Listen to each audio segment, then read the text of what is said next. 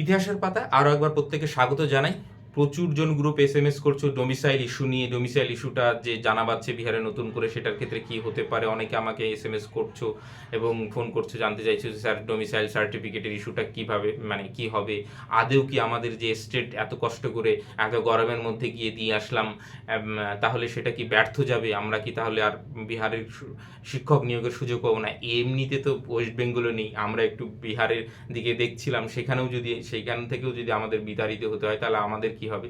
আমি জানি এটা খুব স্বাভাবিক উদ্বিগ্নতার জায়গা একটা তৈরি করছে, কিন্তু ইস্যুটা ভালো করে বুঝতে হবে এবং সেটা নিয়ে আমরা আলোচনা করব এবং এর পিছনের যে পলিটিক্যাল যে ব্যাকগ্রাউন্ডটা সেইটা কিভাবে কাজ করছে, তাহলে কিন্তু আমরা বুঝতে পারবো যে কি হতে পারে এবং আগে ডোমিসাইল সার্টিফিকেট নিয়ে কি কি সিদ্ধান্ত বিহার সরকারের ছিল সেই সব বিষয়ে আমি আলোচনা করব। তাহলে নিজেরাই অনুমান করতে পারবে যে কি হতে পারে। তো যাই হোক, শুরু করা যাক। এইবার আসি যে বিহার গভর্নমেন্টের যে ডোমিসাইল পলিসি সেইটা কি। এবার দেখো, ডোমিসাইল পলিসি মানে হচ্ছে এক কথায় যে স্থানীয় বাসিন্দা যারা হবে যেই রাজ্যের, সেই রাজ্যের ছেলেমেয়েরাই যাতে সুযোগ পাবে, সেই একটা এসের জন্য কিন্তু ডোমিসাইল বা স্থায়ী বাসিন্দার একটা নথি চাওয়া হয়। এইবার এক্ষেত্রে অনেক সময় কোনো কোনো চাকরির ক্ষেত্রে চাওয়া হয়, কোনো কোনো চাকরির ক্ষেত্রে চাওয়া হয় না। যেমন ঝাড়খণ্ডে লাস্ট টিচার রিক্রুটমেন্টের ক্ষেত্রে কিন্তু ডোমিসাইল চাওয়া হয়েছিল, আসামে চাওয়া হয়েছে, আসামের বাইরে থেকে তাহলে নেবে না। তো কিন্তু তার আগে ঝাড়খণ্ডে কিন্তু ডোমিসাইল ছাড়া হয়েছে। এবার বিহারের ক্ষেত্রে কি হয়েছে, বিহারে যদি এস্টেট নিয়ে কেউ একটু মানে চর্চা করে থাকো, যদি প্রিভিয়াস ইয়ার কোশ্চেন খুঁজে থাকো, তাহলে দেখবে লাস্ট যে এস্টেট হয়েছিল সেটা কিন্তু 2012 সালে হয়েছিল। এবং আমি পেপার যখন প্রিভিয়াস ইয়ার কোশ্চেনগুলো স্টাডি করছিলাম, খোঁজ করছিলাম, তো তখন কিন্তু লাস্ট অনেক দিন পর কিন্তু আবার এস্টেট হচ্ছে। এই বিহারে কিন্তু 2012 সালে যখন এস্টেট হয়ে শিক্ষক নিয়োগ হয়, তখন কিন্তু ডোমিসাইল পলিসি লাগু ছিল না। কথা বোঝা গেল? ডোমিসাইল পলিসি লাগু ছিল না এবং বাইরের রাজ্যের থেকেও কিন্তু তখন কিছু সংখ্যক ছেলে মেয়ে চাকরি পেয়েছে। এইবার সেইটা কিন্তু 2020 সালে এসে আবার কিন্তু ডোমিসাইল সার্টিফিকেটটা বিহারের ক্ষেত্রে চাওয়া হয়, ডোমিসাইল পলিসি লাগু করা হয়। বোঝা গেল? কিন্তু আবার দেখা যাচ্ছে যে 2023 সালে কিন্তু ডোমিসাইল সার্টিফিকেটটার যে পলিসি সেটা উইথড্র করা হয়, অর্থাৎ ডোমিসাইল ছাড়া বা আদার স্টেটেও কিন্তু অ্যাপ্লাই করতে পারবে। এইবার এইটার মানে যুক্তি হিসাবে দেখানো হয়েছিল, তখন যেন নীতিশ কুমারের সঙ্গে মহাগঠবন্ধনের তেজস্বী যাদবের সরকার ছিল, তখন চন্দ্রশেখর যাদব ছিল এডুকেশন মিনিস্টার। তিনি, মানে কথাটা শুনতে খুব খারাপ লাগলেও উনি যেটা বলেছিলেন সেটা সত্যি, যে বিহারে যোগ্য শিক্ষক পাওয়া যাচ্ছে না, বিশেষ করে ইংলিশ, ম্যাথ, ফিজিক্স, কেমিস্ট্রি, বিশেষ সায়েন্স গ্রুপের যোগ্য শিক্ষক কিন্তু পাওয়া যাচ্ছে না। সেই জন্য কিন্তু বাইরের রাজ্য থেকে যাতে ভালো টিচার আনা যায়, সেই জন্য কিন্তু ডোমিসাইল পলিসিটা উইথড্র করা হয়। কিন্তু এই স্টেটমেন্টটাকে মানে ধরে নিয়ে এইবার বিরোধীরা বলতে শুরু করলো, এই দেখো বিহারিদের অযোগ্য বলছে বিহারের শিক্ষামন্ত্রী, মানে যেটা পলিটিক্সে হয় সাধারণত। তো আলটিমেটলি চন্দ্রশেখর যাদব কিন্তু খুব প্রেসারে পড়েন এবং সেই নিয়ে অনেক শোরগোল হয় যে চন্দ্রশেখর যাদব এইরকম কেন, কিভাবে বলতে পারেন, বিহারি বিরোধী হিসাবে তাকে মানে পলিটিক্যালি অনেক আক্রমণ করা হয়। কিন্তু এইটা তো সত্যি যে পিআরই 1 এবং 2 মিলে প্রায় 2,21,000-এর মতন শিক্ষকের ভ্যাকান্সি করা হয়েছে, প্রায় 2,10,000 মতন কিন্তু শিক্ষক নিয়োগ হয়েছে, অনেকটা ফাঁকা থেকে গেছে। তো এই যে বিপুল পরিমাণ শিক্ষক নিয়োগ হলো, দেখো এক একটা সাবজেক্টের পরিস্থিতি এক এক রকম। তুমি হয়তো যেগুলো খুব কমন সাবজেক্ট সেগুলোতে খুব অতি সহজে টিচার পেয়ে যাচ্ছ, কিন্তু যেগুলো একটু ব্যতিক্রমী সাবজেক্ট বা ধরো সায়েন্সের ক্ষেত্রে অনেকের বিএড করা থাকে না, সায়েন্স ব্যাকগ্রাউন্ডের ঠিকঠাক টিচার পাওয়া যাচ্ছে না। অতএব যদি বাইরের রাজ্য থেকে নেওয়া হয় তাহলে সেই ভ্যাকান্সিগুলো ফুলফিল থেকে যাচ্ছে, মানে ফুলফিল হচ্ছে, ভ্যাকান্ট থেকে যাচ্ছে না। এইবার গভর্নমেন্ট এরকম তো বলতে পারে না শুধু সায়েন্সের টিচার আমরা বাইরে থেকে নেব, অন্য আর্টসের টিচার নেব না, এরকমটা তো আর হয় না। ওপেন করলে সবার জন্য ওপেন করতে হবে এবং ক্লোজ করলে সবার জন্যই ক্লোজ করতে হবে। তো সেক্ষেত্রে কিন্তু এই ডোমিসাইল পলিসিটা উইথড্র করে এই বিপুল পরিমাণ শিক্ষক কিন্তু নিয়োগ করা মানে হয়েছে। এইবার যেইটা এখন বিহারে চলছে সেইটা হচ্ছে টিআরই 3 থেকেই কিন্তু যাতে এই ডোমিসাইল পলিসিটা লাগু করা হয়, এইটা একটা দাবি করছে। এইবার বছর খানিক আগে যে আন্দোলন হয়েছিল ডোমিসাইল সার্টিফিকেট নিয়ে, মানে অভিষেক ঝা বলে একজন ছাত্র নেতা আছে, তিনি গান্ধী ময়দানে প্রচুর লোক মানে ছাত্রছাত্রীদের জমা করে একটা বেশ আন্দোলন গড়ে তুলছিলেন। সেই সময় কিন্তু পুলিশ সেইখানে গিয়ে শক্ত হাতে আন্দোলন দমন করে লাঠি চার্জ করা, সেই নিয়ে প্রচুর কিন্তু মানে মানে কি বলবো ঝামেলা হয়েছিল এবং অভিষেক ঝাকে মানে অ্যারেস্টও করা হয়। তো এই যে এই ইস্যুটা, এইটা কিন্তু আবার মানে এটার পিছনে কিন্তু একটা পলিটিক্স রয়েছে, ডোমেস্টিক পলিটিক্স, যে আবার বিরোধীরা কিন্তু এটাকে উস্কানি দিচ্ছে, ঠিক আছে। এবং মুখ্য সচিবের কাছে একটা চিঠি রাখা হয়েছে যে পুনরায় যেন টিআরই 3 থেকেই ডোমিসাইল নীতি লাগু করা হয়, কিন্তু গভর্নমেন্টের যা মনোভাব টিআরই 3-তে তো হবে না এইটুকু কনফার্ম, কারণ প্রসেস পুরো হয়ে গেছে, এখন তো সেটা সম্ভব নয়। এবার টিআরই 4-এর কথাও আসি পরে, তো টিআরই 3-তে তারা দাবি করছে এবং সেই মর্মে একটা চিঠি মুখ্য সচিবের কাছে লেখা হয়েছে, যেখান থেকে এই ইস্যুটা এবং সোশ্যাল মিডিয়ায় এটাকে ট্রেন্ড করানো হচ্ছে। এবং একটা শ্রেণীর ইউটিউবার বলছে না ডোমিসাইল সার্টিফিকেটটা অন্যায় এবং এটা হতে পারে না, এবং আরেকটা শ্রেণীর যারা বিহারি সেন্টিমেন্টকে জাগানোর চেষ্টা করছে তারা কিন্তু ডোমিসাইলের পক্ষে মানে বলছে। এইবার সেইটা অন্য ইস্যু, কিন্তু এটা সম্পূর্ণ সরকারি একটা যেহেতু সিদ্ধান্ত এবং এর যে পিছনের পলিটিক্সটা সেটা বুঝতে হবে। এইবার এই যে নতুন করে যে ইস্যুটা খাড়া করছে এই বিরোধীরা, তার যে সোর্স মানে কি কি যুক্তি দিচ্ছে যে না অনেকে কিন্তু ফেক ডোমিসাইল সার্টিফিকেট বানিয়ে নিচ্ছে এবং তার মধ্যে দিয়ে কিন্তু চাকরিতে তারা জয়েন করেছে। বিশেষ করে যারা উত্তর দিনাজপুর ওই সংলগ্ন এলাকায় থাকেন, অনেকের কি হয় বিহারের সঙ্গে বর্ডারটা মানে খুব কাছাকাছি, এবং ওই এলাকার যারা রয়েছেন তারা কিন্তু প্রচুর বিহার থেকে রায়গঞ্জেই অ্যাকচুয়ালি রায়গঞ্জ ইটাহার বা ওই ওই এরিয়াটাই কিন্তু তারা প্রতিনিয়ত মানে যাতায়াত করেন। তো ওইখানে কিন্তু একটা পারিবারিক বিহারের সঙ্গে বেঙ্গলের একটা সম্পর্ক রয়েছে।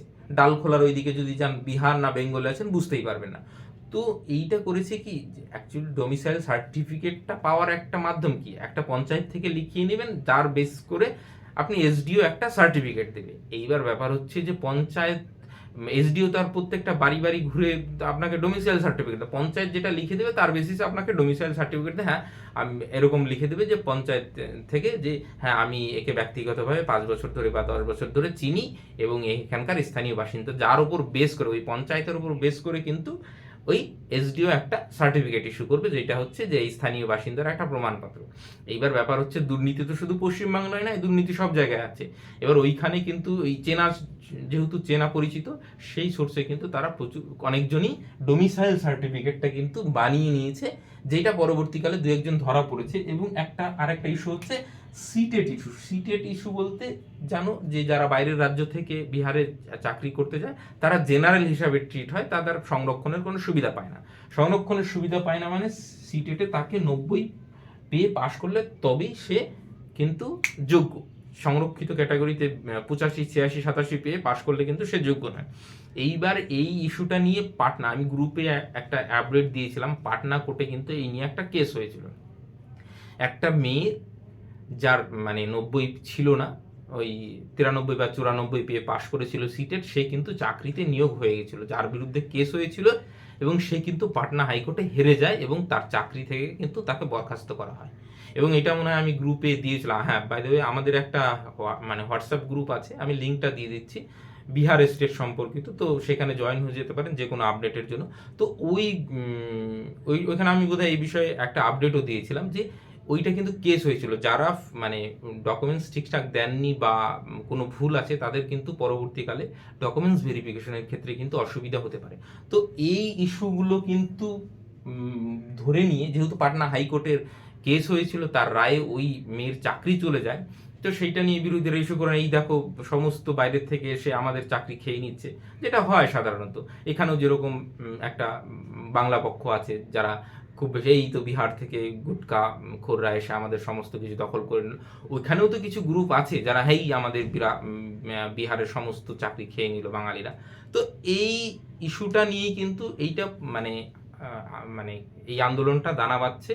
কিন্তু সরকারের যে মনোভাব সেইটা আমাদের বুঝতে হবে। সরকারের মনোভাব কি, এর আগে যখন আন্দোলন হয়েছিল তখনও কিন্তু সরকার কর্ণপাত করেনি, মানে সরকার কিন্তু তাদের আমল দেয়নি, কারণ এত পরিমাণ শিক্ষক কিন্তু বিহার থেকে পাবে না, সম্ভব না।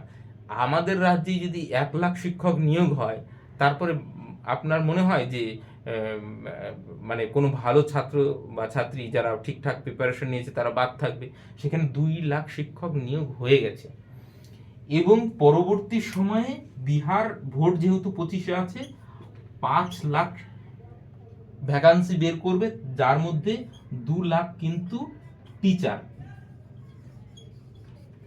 তো 2 লাখ যদি টিচার নেয়, তাহলে একে তো 2,10,000 নিয়োগ হয়ে গেছে, আরো 2 লক্ষ যদি টিচার নেয়, তাহলে কোথা থেকে এত ক্যান্ডিডেট পাবে? অতএব ডোমিসাইল সার্টিফিকেট কিন্তু লাগু হওয়া এই মুহূর্তে অসম্ভব যদি এত পরিমাণ শিক্ষক নেয়, প্রথম কথা। দ্বিতীয় কথা হচ্ছে যে এই যে দেখুন, বেঙ্গল নিয়ে তাদের মাথা ব্যথা নেই, যেহেতু বিহার এবং মানে ইস্টার্ন ইউপির কালচার একরকম। তো সেক্ষেত্রে এই যে ইউপি থেকেও প্রচুর, ইউপি হরিয়ানা থেকেও প্রচুর কিন্তু ছেলে মেয়ে কিন্তু এখানে পরীক্ষা দিয়েছে। এইবার জানো, বিহারে হচ্ছে বিজেপি এবং নীতিশ কুমারের সরকার, উত্তরপ্রদেশেও বিজেপি সরকার। সেক্ষেত্রে এই যে যারা ইউপি থেকে এসেছে তারা কি ছেড়ে দেবে? ইউপিতেও কিন্তু অনেকদিন শিক্ষক নিয়োগ নেই, তো সেক্ষেত্রে ইউপির স্টুডেন্টরা কিন্তু ছেড়ে দেবে না, এবং যদি সেটা করে বিজেপির পক্ষে কিন্তু চাপ হয়ে যাবে, কারণ বিজেপি কিন্তু এখন সরকার। আগে কিন্তু এই ডোমিসাইল পলিসি লাগু হওয়ার জন্য বিজেপি মানে যখন বিরোধী ছিল তখন কিন্তু বলছিল, এখন কিন্তু আর বলবে না, কারণ তাহলে কিন্তু ইউপিতে সমস্যা হবে। ইউপিতে সামনেই উপনির্বাচন আছে, অতএব বিজেপি সরকার কিন্তু কোনোভাবেই চাইবে না যে ডোমিসাইল লাগু হোক। এইবার নীতিশ কুমার মুখ্যমন্ত্রী, সে কি করবে 25-এ ভোট, সেটা তার ব্যাপার, কিন্তু আমার মনে হয় 90% চান্স ডোমিসাইল লাগু হবে না। এবার যদিও বাইচান্স খুব মানে মানে আন্দোলনটা খুব মানে ব্যাপক আকার ধারণ করে এবং পলিটিক্সে খুব বেশি প্রভাব ফেলে, তাহলে ম্যাক্সিমাম কি হতে পারে? দুটো পসিবিলিটি। এক হচ্ছে যে কিছু একটা সংরক্ষণ দিয়ে দেবে, যে 70% কি 75%, 80%, যাই হোক একটা কি 90% যে বিহারের থেকেই নিতে হবে, বাকি 25% কি 20% আদার স্টেটরা সেখানে যোগ দেয়, এইটা একটা সম্ভাবনা। অতএব ডোমিসাইল হলেও কিন্তু 100% ডোমিসাইল হচ্ছে না। দ্বিতীয় পসিবিলিটি কি?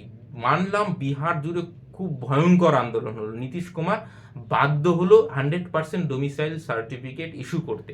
তারপরেও আমি বলে নিই, এই যে যে হিস্ট্রিটা বললাম, যে 12তে উঠিয়ে দিয়েছিল, 20-তে আবার লাগু করেছিল, 23-এ আবার কিন্তু উঠিয়ে দিয়েছে।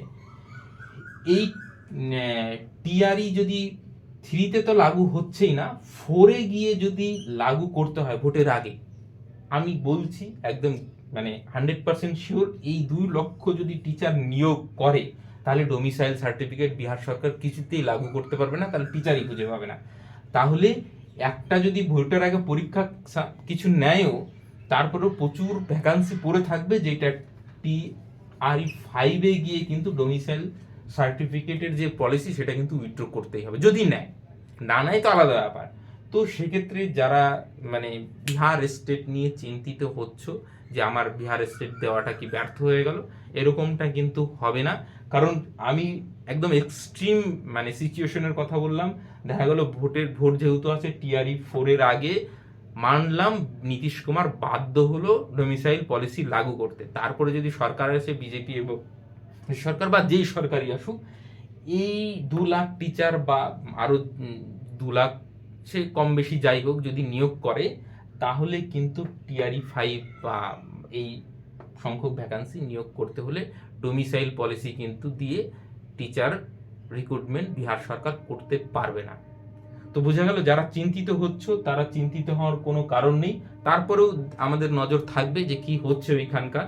এবং এই যে বললাম যে বেঙ্গলের স্টুডেন্ট কিন্তু ফ্যাক্টর না, বেঙ্গলের স্টুডেন্টদের নিয়ে বা চাকরি প্রার্থীদের নিয়ে বিহার সরকারের কোনো মাথা ব্যথা নেই। মাথা ব্যথা হচ্ছে ইউপি এবং এমপি হরিয়ানা থেকে কিছু আসে, কিন্তু ইউপিতে যেহেতু ভোট ব্যাংক পলিটিক্সটা মানে বেশ সেখানে জোরালো, তো কারণ ইউপির সঙ্গে বিহারের যে পলিটিক্সটা ওতপ্রোতভাবে জড়িত, অতএব এইটুকু নিশ্চিত হতে পারে যতক্ষণ বিজেপি সরকার আছে ততক্ষণ এই ভুলটা নিশ্চয়ই বিজেপি সরকার করবে না, তাহলে কিন্তু ইউপির ভোটে একটা বিরাট প্রভাব পড়বে।